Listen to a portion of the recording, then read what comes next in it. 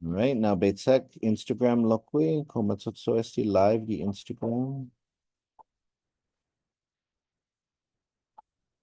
Hungyan. All right, matsotso di Instagram lokwe. Hungyan. So nanga Beitzek, Hogagi lokwe di YouTube. Hungyan esti, yeah. Stigagi hit di YouTube. All right. Biba, biba, biba. All right. All right.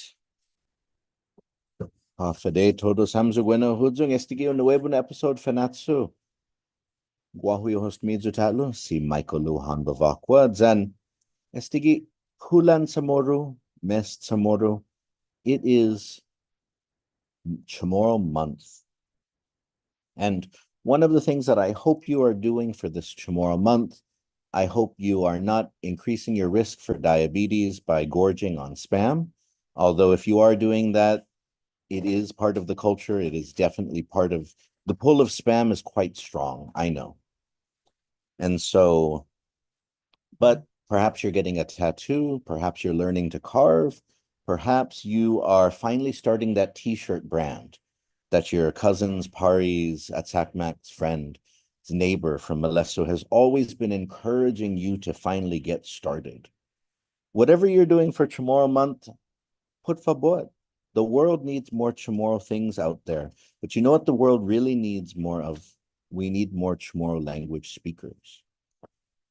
And so there are tens of thousands of Chamorro language speakers left in the world, but there's fewer and fewer every year as more of our elders, Imanam Kota, as they pass away, and because of intergenerational trauma, because of a lot of different experiences, less and less of them passed on the language. But one of the beautiful things that we see nowadays is that more and more Chamorros have a passion to learn their language. They're very interested in learning it. One of the things that people face as second language learners, heritage learners, is this feeling that how come you can't already speak Chamorro? Or you are poasu. There's something wrong with you because you can't already speak Chamorro, or perhaps you are mixed and that you could never really speak Chamorro because you're only half Chamorro, or because you grew up away from the islands, away from the Marianas, your Chamorro could never be as Chamorro as the Chamorroist Chamorro from the most Chamorro place in the Chamorroist village in the Chamorroist of islands. And so this is the Imina Fiti. This is the 7th series for Fanatsu on learning Chamorro journey. And our goal for this series is to normalize Chamorro learning, which is not to focus on how the majority of Chamorro people can't speak their language anymore, but instead to normalize the idea that everybody should be trying to learn some Chamorro, or everybody should be trying to speak Chamorro or pass on some Chamorro, but that Chamorro should just be an active part of our lives, no matter who you are, whether it's learning a little bit here, taking classes, passing on. But how can we help normalize and get people comfortable and not focus on the lack, but instead focus on the growth, focus on the journey? And so I invite people from my language classes to join for this. And my language classes have lots of people, but meganya man mamalaw, man matnyaw, a lot of people get intimidated and afraid at the idea of sharing their experiences. So I always appreciate those who are willing to come out for these episodes and talk about their relationship to the language, what it's been like to learn Chamorro, why they want to learn the Chamorro language, why it's important to them. And so we have 3 people in the Zoom room for this episode today. And so I want to welcome them, and I want to ask them, por favor, to introduce themselves. And we will start first with Denise. Por favor, Hago Finetna. Go ahead and introduce yourself. Tell us about, hadzinanmu, estetatungin hadzinanmu, ginin manuhau, tauto manuhau, anything that we need to know. Go ahead, put forward. Okay. Uh, inanın si Deniz. I'm Turkish. I'm actually not Chamorro. And maybe better yet, I can say I'm Chamorro through community and family, and not by blood. I Yeah, I am a musician, a filmmaker, and I am uh, polyglot. I speak several different languages. My language journey is one of like retribalization. That's what I call it. I am retribalizing into my Turkic and like Central Asian Turkic heritage through language, and I think it's just a sort of practice that I have been doing that made me understand how important it is for my ancestors' languages to be spoken and heard, and I just love being an ally in this environment of learning Chamorro together. Oh, si Zeus, Masi, Denise. Um, and I love, I love that you are learning as part of a community, sharing and then supporting. And it's an important reminder, especially because some people when they think, why are you learning somebody else's language? Why tomorrow you're not tomorrow? That's such a silly idea. If, for those, tomorrow's, we're always talking about sharing food, we should share our language too. If our language is beautiful, then we should also share it with others. And so, gof maguftu nagaigihagwini si jus masi. And Reina, put for what? Hagu pagu. Hafade, Inan Husi Reina. I am born and raised in San Diego. Um, my grandfather was actually born in Agana in 1920, so that's the start of my Chamorro culture. Unfortunately, he's no longer with us, so the elders that I have tried to speak to in Chamorro, and they don't know the language either, so it's a really nice opportunity to kind of start the rebirth of the language in our family. So, and I want to thank you just for spreading your knowledge for free. That's such a blessing. And I'm sure everyone who takes these classes does appreciate your time and your knowledge. Oh, si jus masi. Si jus masi. And oh, 1920, that's the year that my grandfather, the late Jack Luhan, was born. And so once you said that, I was like, oh, mahaleng. So I miss my grandfather. Even though he always teased my tomorrow, he eventually admitted to appreciating the fact that he was very happy that we could speak in tomorrow, but he still always teased my tomorrow. And but Sidus Masi, Sahi put fabot introducing my saho. Hafade Toru Hanzu Gwahusi Sahi. I am in the lands of the Coast Salish and Duwamish in Seattle, Washington. And Chamorro. My family's from Chalampagu and Agana Heights. And I grew up on the island for a short amount of time as a kid and have lived most of my life here in the West Coast, in the Pacific Northwest specifically. And I'm just really grateful to be on this journey. I'm a parent. I have a child who's actually with me in the car right now. And I think I committed to this process of learning Finot Chamorro and Finot Hadza because of having a child and also growing up hearing the language. And I remember begging my dad, who's fluent, like, why didn't I learn, And I think learning over time the impacts of colonization, living in the diaspora, and all those different stories that I learned from my family, it made more sense as an adult. And now that I have more agency and understanding and will, I'm really excited to be in this process of learning and making a new commitment to myself. I've always wanted to join your classes, Senor. Um, and it just never aligned in the past. And I'm like really grateful that this year it does. And so my hope is to just continue practicing. And I'm excited to share more about what that journey looks like for me too. Biba. Biba todo samzo. Hugo fagradesi finaton midzu. Gimanagay gwini. I appreciate the three of you, different journeys, but all wanting to learn Chamorro, and I love it. I love it. And that's especially in these times today, for those connected to the United States, in which there is this emphasis on how against diversity. And so but one of the great things though is that people can come with a variety of experiences wanting to learn Chamorro, and there's a beauty in that. It doesn't have to be that. And so it's wonderful to hear. And so the first thing that I want to ask is, of course, and some of you have already started to share this, is so what has your relationship been to the Chamorro language? Some of you have shared those you've heard it from, for example. And so how much Chamorro kind of do you know, for example? Do you feel like you know a lot? Do you know just kind of like the swear words? Do you know the food words? Like this is always an important kind of test in terms of getting yourself started, of like how you feel about the languages.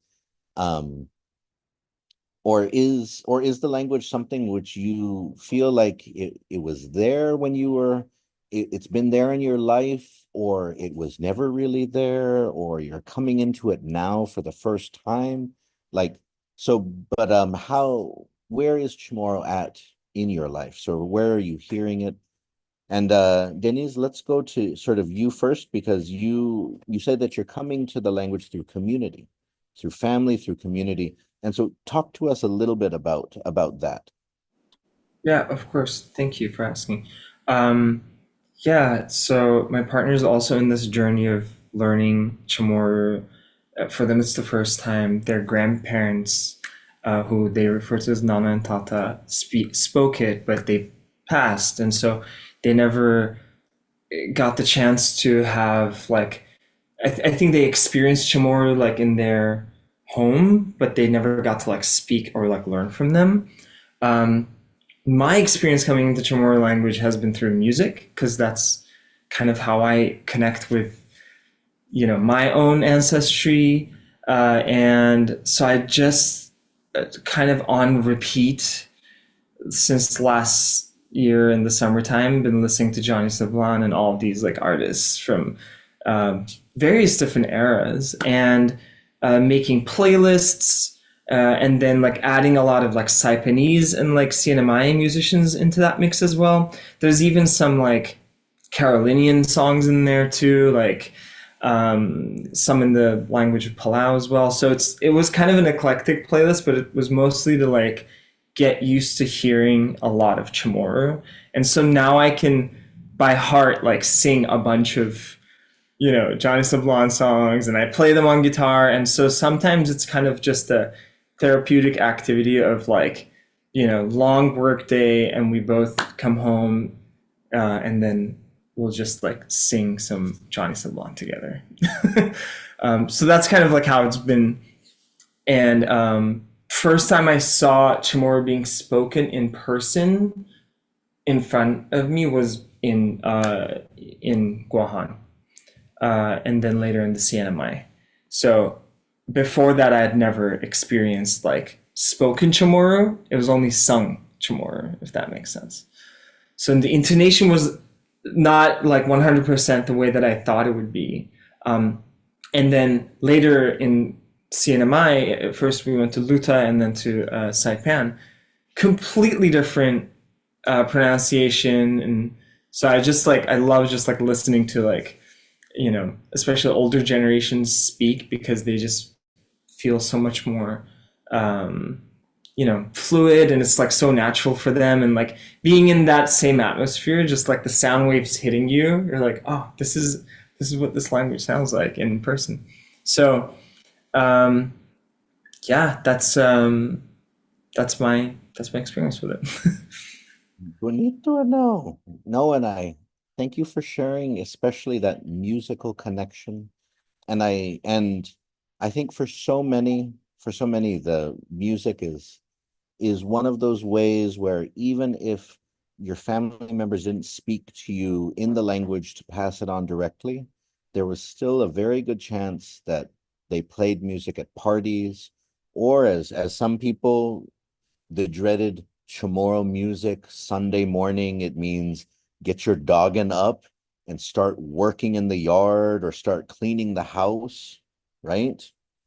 You know, the Chamorro music playing means get up, set up, get to work. And so we're going to the ranch. And so that's why every time I see that meme with from Mean Girls, get in the car, losers, or something like that, it's like, I think, what's it called? Are they listening to Chamorro music? Uh-oh. Get your bush cutter, losers. We're listening to JD Crutch. But but yes, but so that's why Chamorro language and music is so important, because even if your family wasn't speaking to you the language and they weren't passing it on, they were probably at least filling your life with some Chamorro music. So it gave you a feel, it gave you some, and what I love that you're sharing there is you can build on it. You can build on it. It gives you something. It's hard to get to like conversational fluency, but it's enough to build. It's enough to build. And so Sidzus Masi. And so Reina. And so for you and your family. So with my family, I think the words that we used the most were Hafide and Kilagwin. That's about it. I do know that my grandfather spoke the language. He was the oldest of 12. And my uncle, who was the youngest of 12, I visited him recently, and he doesn't know any part of language. So I think it was very interesting. I think in that time, my grandfather being the eldest, he got to grow up and experience a different type of Guam than my youngest, or than his youngest brother. Being older, he joined the army. He was stationed in Pearl Harbor in World War II, and his youngest brother was still on Japan when it was still in Guam when Japan occupied Guam. So there was a bit of loss of culture when that happened. And it's interesting to me to see like the differences. I never had the honor of hearing my grandfather speak in Chamorro, but I think it's really a great opportunity that if I could learn it and I could use phrases that start in my family and perhaps my kids get to know, that somehow they will want to know more about their culture and their languages. So they're going to be very mixed because I'm also Mexican, which goes back to your anecdote that you've shared before, where before knowing the language, you're kind of seen as less than. So geographically, I'm very away from Guam. So that's one barrier. And then I'm also Mexican, and my Spanish is pretty limited. And I think learning the languages is very difficult when when you have people around you saying that, oh, well, you're not this enough then. You're not really Guamanian because you don't speak the language.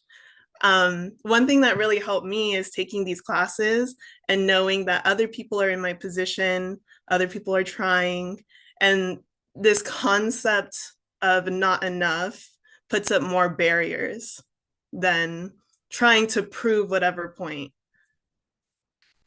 So I'm very happy to be learning this language and being on this journey with you all.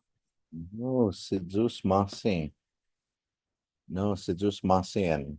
And I think what you just shared there is so important for so many people to hear.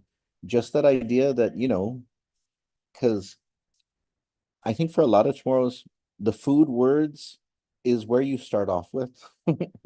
And that's okay. And it's not, but this is one of the most important things that we always have to remember is if you don't know your language, your heritage language, your native language, it's not your fault. sometimes unfortunately your elders or your community can make it seem like it's your fault, but it's not really your fault because you don't get to choose as a child the language that you speak. And so, but then part of it is just acknowledging where you're starting. What's your foundation? And then once you say, well, this is what I know, this is where I'm starting, then you can build. But then once you see that it's not the end of your journey, it's not the end, my identity is not sealed, it's not stuck, it's not fixed. But I'm starting with Keligwin. And then, so then it becomes the fiesta table. Well, I'm just going to have to make this table longer, and I'm going to have to get more words and fill this table with more Chamorro. So at first it starts here, but then I'm just going to add more to it.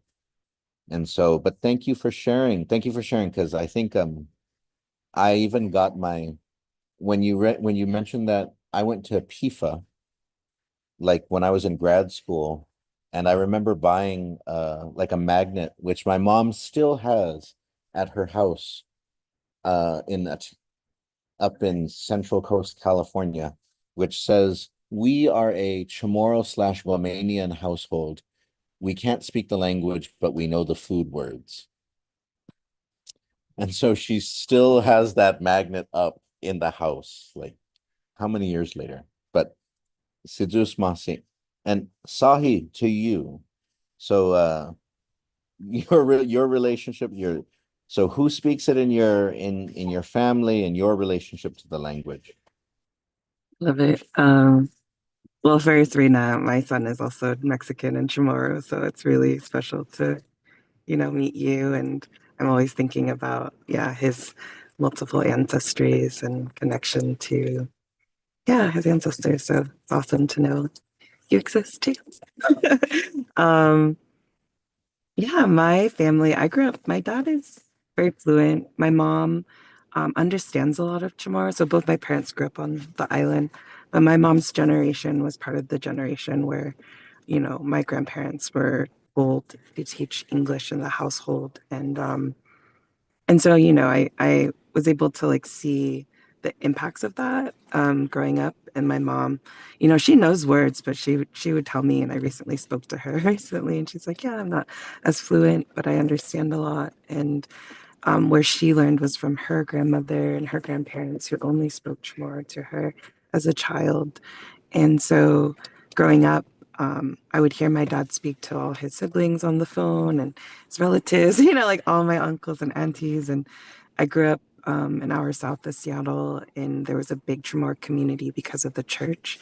And so we would have different, like the rosaries and the church were like a big influence for me too. So we would sing all the novena songs. I knew all the stuff for like Christmas, and I also had a connection to music, Chamorro music specifically in language.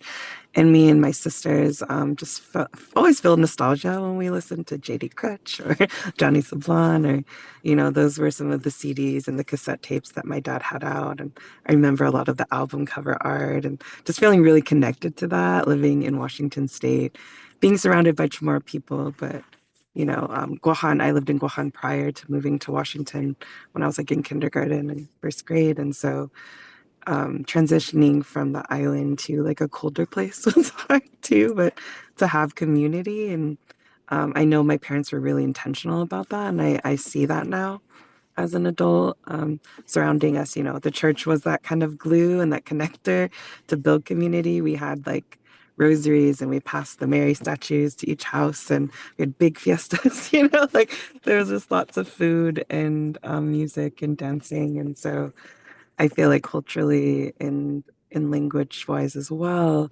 I got to be surrounded by a lot of culture and Chamorro people and relatives and cousins. So I feel really grateful for that. And I also know there was still like a mahalang, right? Like a longing for the ability to be able to converse in Chamorro and Finot Chamorro. And I also grew up with my grandmother when she had to move from the island to the States to get a lot of healthcare and medical care.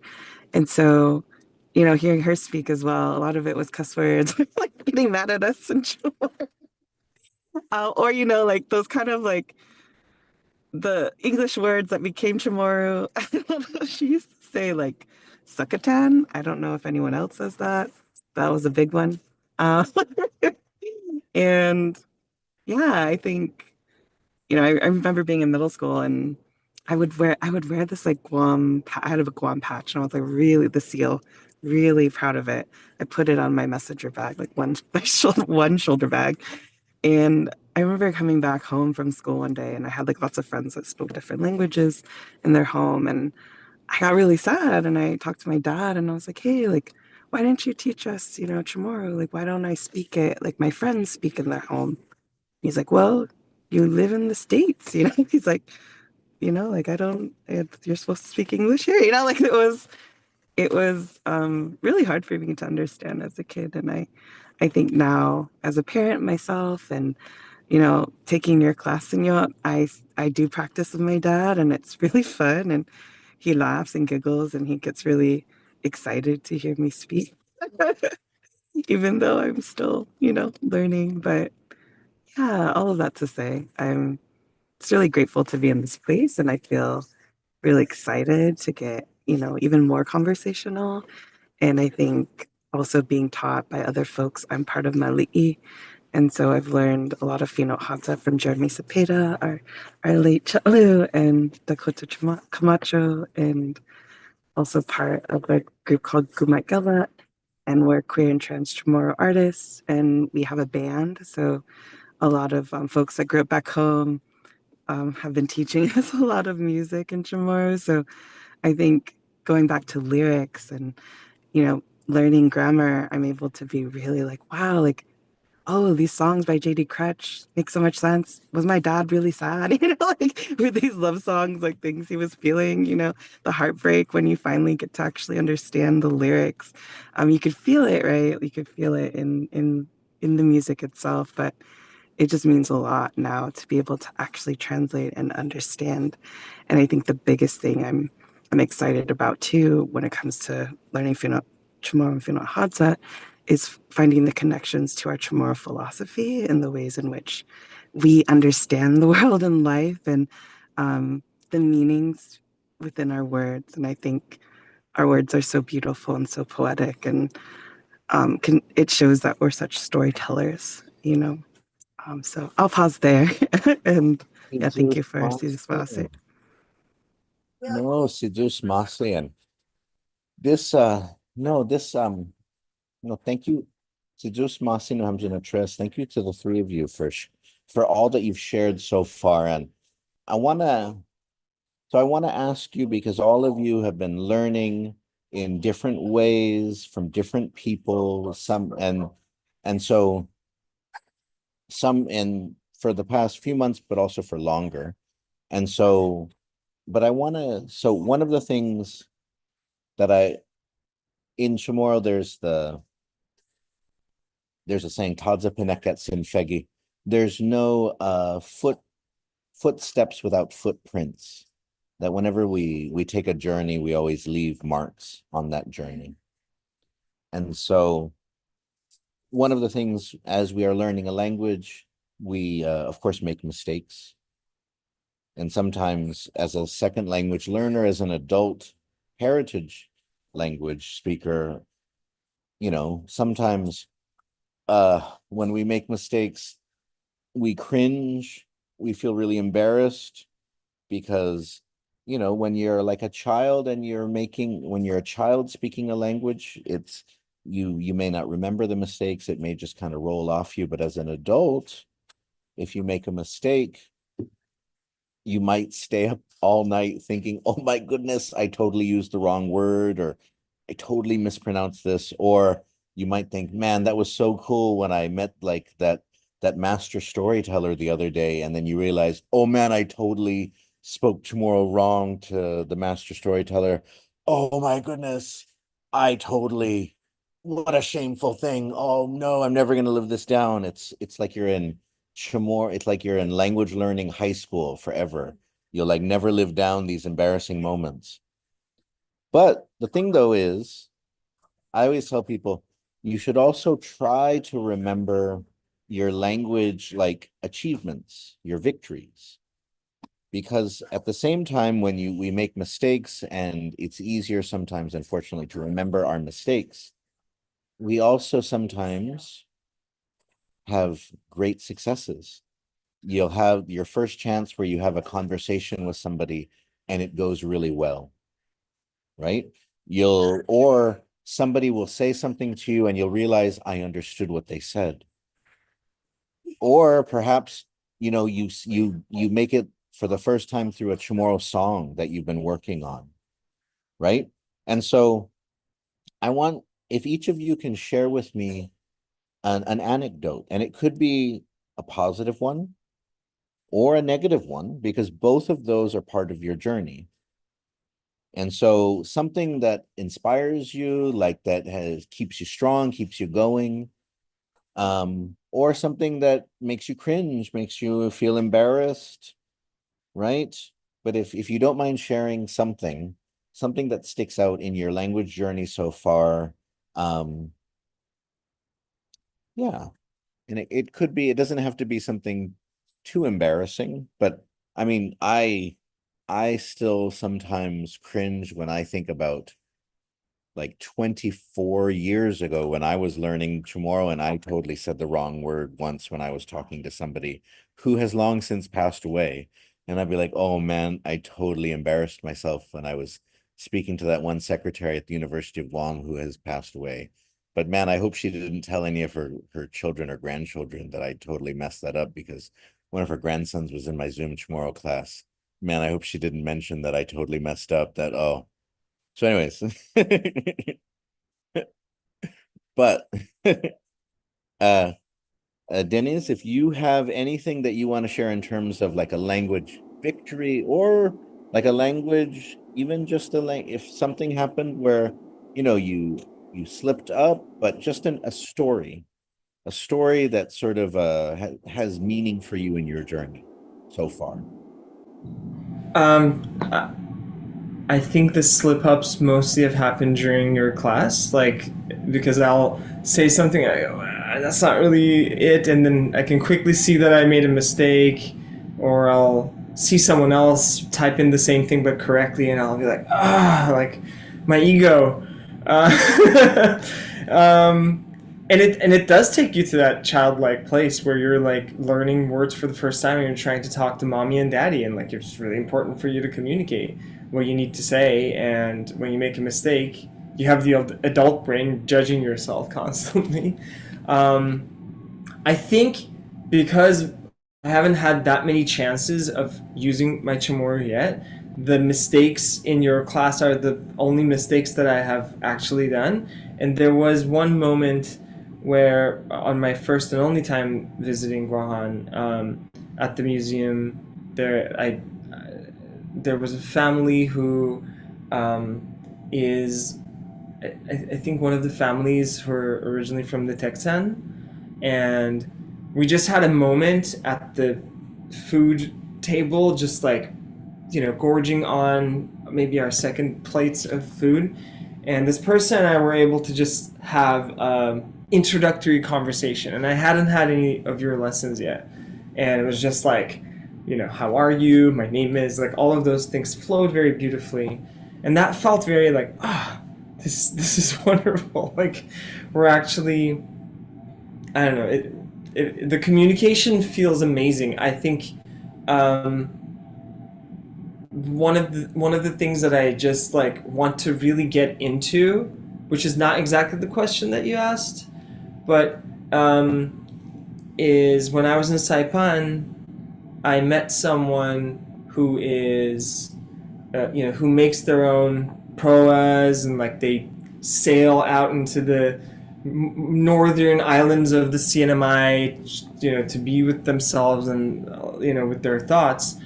And what I've noticed with them, and with you too, Senor Miget, is like the sense of humor that is in Chamorro language, I feel like is like unparalleled to like anything that I have ever witnessed. it's just such a it's such a an attitude that I would like to, because I love puns and joking, but I just feel like there's a whole nother level to how people joke around in Chamorro. And so that's kind of like an aspiration for me to be able to understand those moments. And then I feel like I will make my biggest like mistakes and flops. I feel like lots of jokes won't land, and like I'll play it off like it's because of my Chamorro that the joke didn't land. Otherwise the joke was really good. Um, Looking forward to using that one. Oh, Viva. No, Hungen. Gof Zahuano, because humor is once you get to like that's when you reach the higher levels of a language because it's the more intricate. That's what's always so funny is like people think of that as it's just regular speech, but it can be sometimes the most complicated and intricate parts. And so Sidus Masi, that's that's cool. And I look forward to hearing your Chamorro jokes one of these days. Gof Magofzo. I hope you don't regret having said Oh that. no, I mean, hey, my family regrets my Chamorro dad jokes, my Ositan Tatanay. So I'm what's it called? I look forward to cringing in response to your jokes. Amazing. Thank you so much. That's all I wanted to hear. And so Reina, put forward if you have any and yeah, and it doesn't, it can be a positive, it can be negative, or just an experience. But what is an anecdote or just something to share from your journey so far? My biggest language flop. I'm shaking. So, if you guys didn't know this, the CH in English is not the same sound as the CH in Chamorro. So, the word Denancy, I pronounced it as Denanchi. And I had said it once.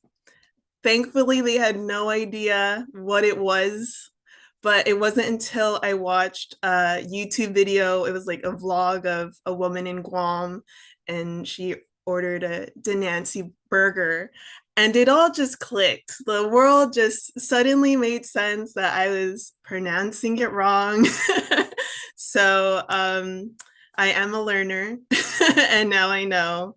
I think one of the better moments is sharing what I learned with my boyfriend. He's Mexican and he knows Spanish.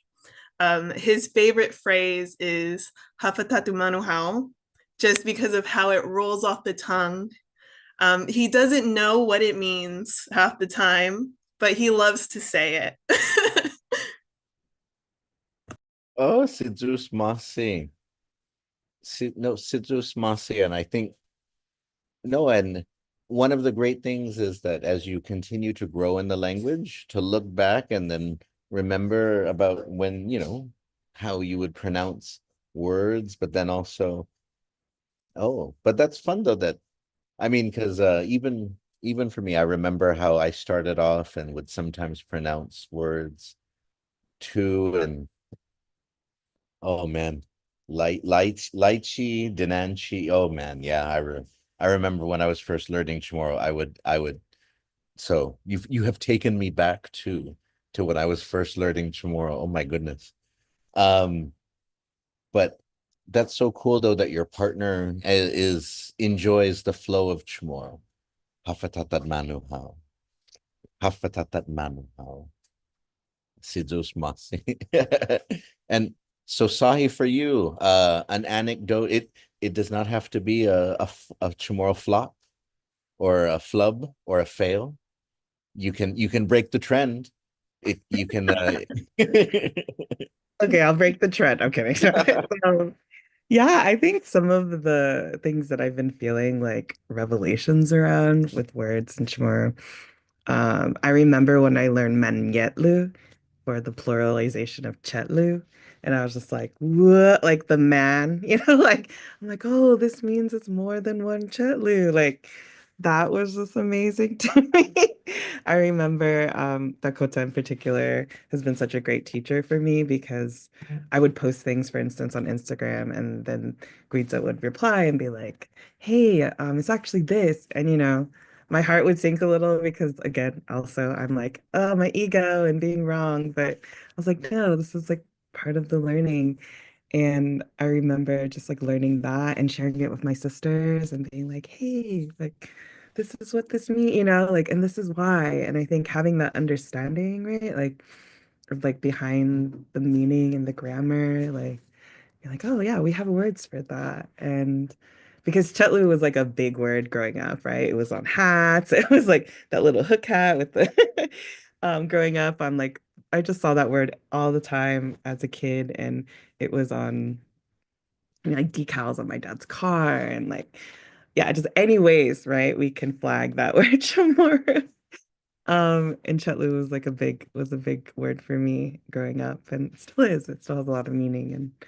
And I think also more recently I've been like learning from another Chetlu, Isa, who's been speaking a lot of Chamorro to me. And I feel really honored to be able to like learn from folks who are also like becoming more fluent, are also on their learning journey. And she taught me about the in infix around Gwinaidza and Gwaidza, Gwaidza to love, and then Gwinaidza with the in infix becomes a noun. And even though I knew those two words, I didn't know how they became, those words and in relation to how we use them. And it's significant to me because for a film I made in college, I made something around like grandmothers, and I interviewed my mom, my father, and my step grandmother about their relationships to their grandmothers. And I remember calling it Nana Iguinaidzaku. And I remember just searching Iguinaidzaku like over and over. I'm like, okay, what does this mean? Am I saying what I'm supposed to be saying? And just learning about that in infix was like just like really special to me. And I remember just sharing it out to all my friends, and being like, this is why we say Green Zaku. And I'm one of those people in my group, but I have a bunch of Chamor friends and also like my siblings. And it feels just really exciting to share something that I'm like learning and I get to share with them and they can like revel in the joy of it, of just like learning the meaning and the grammar. So yeah, those are my stories. Si Diyos mo, si Biba. Hungyanay. Hungyan, I think for everyone who's learning tomorrow, once, as you grow in the language, you'll find that I think unfortunately, sometimes our elders don't do it justice because they'll just say, oh, you just say that, or you just say it like this, but it's languages and every language is beautiful in its complexity and its intricacy. And so once you get into it and once you learn about Chamorro, though, it has some amazing features. And what makes Chamorro, and all languages are different, but what makes, in my opinion, Chamorro different than English and more beautiful is just the fact that English, being a language spoken by so many, but having such a very different history, English is a language which is a very disharmonious language, whereas Chamorro is still a language which has this harmony and rhythm to it and Chamorro is not the only language which is like that. Other languages have that, but Chamorro still has that. And so, but one of the great things though is that as you learn the language and as you gain more of it, and as your mouth gets used to it, as your mind absorbs more of it, as your body obtains more of it, you feel it and it becomes really cool. So that's what I always tell people is like, vowel harmony doesn't make any sense when you're an English speaker.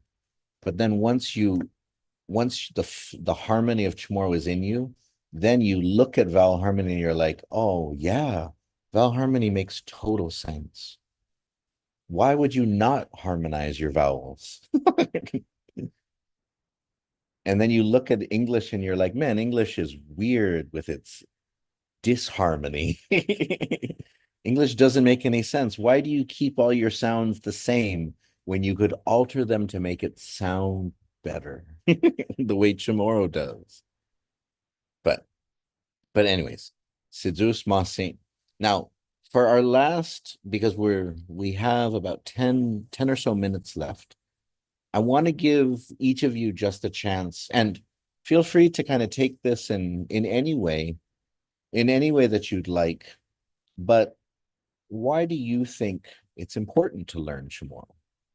We live in a time now where most people don't speak Chamorro anymore. We also live at a time in which the current administration in the United States has declared that English is the official language of the United States. You know, we live at a time in which an estimated a language dies every few weeks in the world. And so why is it important to sort of learn Chamorro? Why for you? For you, because you, from the experiences that you have shared during this episode, why do you feel that it's important to learn it, to help keep this language a living part of this community? And so, Denise, to you first, why do you think it's important? Thank you. 4,000 years of history and way of living and way of honoring land, way of honoring people, and so much of it is interwoven with the language. And and the language itself is like a story of resilience, specifically when it comes to Chamorro language. We're talking about so many outside powers and energies flowing in, and it's the only constant, and not constant in the way that it's not changing, but it's constantly there. Like, people have to, convey their emotions. So it's like, if it's gone, all of the emotions that my Chamorro community people talk about, like not being brought up on island, or like being separated, with the language being gone, that separation would be devastating. And so that's like not going to happen, because this whole group of people and many more people are not going to let it happen. And for me, why should I learn it is like, I want to be a voice in that. Not in a way that I want to take up space that is rightfully for Chamorro people, but just one more voice. That it's like, nobody questions if you're like learning French, like, oh, French, interesting, why French? Like, that's nobody would ask you that. It's just like, oh, you're learning French, you're learning Spanish, like nobody does. But it's like, these are the languages, they're the 85 dominant languages of the world that are kind of oppressing the 6,500 languages in the world that are not in that group. So like, I think the way to think about it is like, we need to pick up some of these languages, and so it's by proximity I feel compelled to learn Chamorro, because if I someday have children who are half Chamorro, or whatever, that percentage doesn't matter, like, it's like, if they are Chamorro, I would like it if they could speak that language, even if I'm not fluent at least for them to grow up with that, for them to know their own truth. I feel like that's a responsibility of mine. Si Diyos Masi, Denise, bonito isinangan mo, si Diyos Masi. And Reina, to you. And so why, parahoganay, self-importante esti, why do you feel that it's important for you or for others? Either way, any way that you would like to answer the question. I think it's important just because I like to understand my culture and my roots. And I think there's not a better way to do that than learn the language of my ancestors, and also by cooking the delicious food they've made. So I would also like the future generation to recognize where they come from, and that if I call them like mutang, that's because they're Chamorro. That's a selfish reason why I'm also learning, is that I could call people names and they don't quite know. They think, oh, what a amazing language, what a profound thought. And no, I just called you stinky. um, but yeah, I think it's very important to kind of carry on that language and help spread it, because unfortunately it is kind of fading, and I think that we do have the means and the responsibility to carry the language on. Si Zeus Masi. Si Zeus Masi Hungan. I mean, having I hate to say it, but having a language that most people in the world can't understand is kind of nice. I mean, I this is something that me and my teens went through. My teenagers speak Chamorro, but there's always a struggle in terms of them owning that, because none of their friends or cousins can speak Chamorro. So there was a time where they struggled with, like, why? I mean, it was as they entered into high school, we had some tough conversations where they were like, Sahafun Fanaguya, why did you teach this to us? It's useless. But we were speaking Chamorro to each other. It was like it was very meta. It's like Sahafun Chogueste, Tibalieste. This is useless. Todd's ultra, and I was like, oh wow, I'm so proud of you, and I'm so angry at you at the same time. But the thing though is, when we went to the States at one point, uh my oldest loved that we could speak Chamorro and that people couldn't understand us. So that we could say, oh, Atenestin mutung na tauta. And then if they were Spanish speaking, maybe they could get esti. But then you could just switch to Fino Huds and say aten ini namutung na tautao, and then they're lost. And then just don't point with your lips, with your fingers, or with your eyes, and then they don't know what you're talking about. And so that was an important, it helped them, it, at least for my teens, it was like, yeah, it was a reminder that this is ours. So there are things that are important because they connect you to the universe of, my oldest child likes My Little Pony. I'm outing my oldest child, who likes My Little Pony, who likes BoJack Horseman, who likes Community, who likes all these things. But there's also these things that are ours too. And so Chamorro is a thing that's ours. It connects us to each other. And there's all the things that Smai can also enjoy that are out there in the world, but there's also things that are ours. And so that's why I thank you, Reina, for sharing, for making me think about that. Anyways, I'm getting emotional because Smai's graduating from high school this year. And so yes, and so Sahi, Pago Pago, Pago Pago, por favor. Wow, I feel really emotional talking about this question.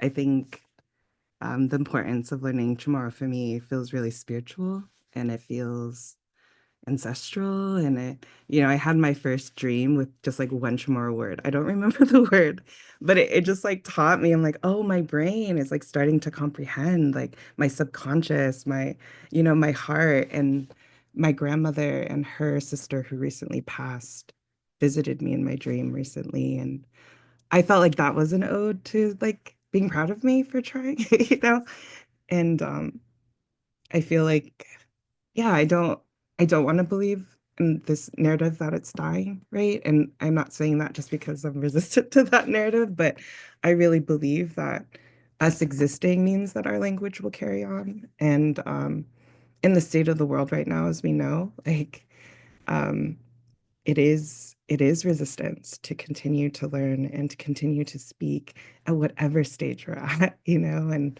I think having a child and having, like nieces and nephews and nibblings in my life, I want to like support them also carrying the language. And I really believe languages are tied to understanding of ourselves, of our culture, of our ancestors. And, it's a place where we make meaning, and we find belonging. And so for me, like learning Finot Hadza and learning Finot Chamorro definitely deepens my ties to the land, to the water, to my indigeneity. And it just, yeah, it's a beautiful act of resilience and resistance to me. And I really do believe that our ancestors are just like beeping, you know, and everyone, in allyship as well, right? That wants to support us in continuing to carry our language into many generations to come. And I also have made a commitment, after C. Jeremy Sapira passed, who was such an incredible language teacher for me. And I felt so honored to learn his process of even writing songs in Finot Hadza and being able to learn a lot of his songs. And when I was in Guahan at the end of last year, I got to visit his grave in Bergara. And when we were doing ceremony to just honor him in that moment, I like promised him that I would keep learning. And so I feel like my commitment is also to not just Jeremy, but I know his whole like legacy of wanting everyone to learn and to try, and to be a teacher and to be a learner and a continuous student of our language. And so I have, yeah, my heart is just like so full to like be in this place. And one of my goals is to just like be more conversationally fluent in Finot Chamorro, as I become an elder. I think one of my hopes is to be able to speak to my child and have him understand what I'm saying and want to speak with me too. And then finally, I think within Gumet Galat, we've been really exploring terminology for our queer and trans existences. And I think given that we have some words, right? We have some words that we know in Chamorro, or even words that used to be derogatory and slurs towards us that we've, reclaimed. I think there's also this exploration and curiosity to think about our language in relation to the land and to nature and to our philosophies of life, that we want to create more words that actually encompass how we feel, to replace these placeholders of Western terminologies. So one of the things we've been thinking about is just like, oh, okay, like could transness be like where the water, like meets the shore, the ocean meets the shore, right? What is that experience? How can we say that in Pinot Chamorro, And so I think there's also this excitement for me to like really, in our reclamation and revitalization work, is to also think about the ways we can be creative with our language, to continue to learn it, and to also find belonging and identify within the words, to make meaning and feel closer to, I don't know, like the ways in which we continue to liberate ourselves and be our most authentic selves. So yeah, thanks for listening. I'm just really honored to be able to be in this space with all of you and to share. Jeff Paul Jeff Paul, Sidus Masi Sahi, Bonito ano. No, especially in terms of I loved what you shared about how, Chamorro deepens the connection to the past, but also we learn it because we also want to claim today in the language too. That's such a powerful thing today, is that, not just this idea of it being stuck in the past, only about the past, but also using it and reclaiming for who we are today. And so, yeah, bonito ano. And so, dispensa sa Hutungunay na sinya continuha mo na esti kompetasyon ta. I know that this conversation could keep going. Lahu gofagredesi hamzu na tres. Na inapatinay i-experience midzo, isinenten midzo, igonaisan midzo gwini ki esti na lugar. I appreciate you sharing experiences, your feelings, your love in this space. Hunggan, za giminagahit na ifinot sa moro, hineksin umegan at sinat li'i low para tanalat lamot na nigunainsa. It has been oppressed by a lot of hate in the past, but it will be kept alive through love. Hunggan. And so, si Diyos masi tatlo, si Diyos masi no hamzu todos lokwi ni umeega parumee kungok esti ifinapo esti na episode fanatsu. Adios, esteki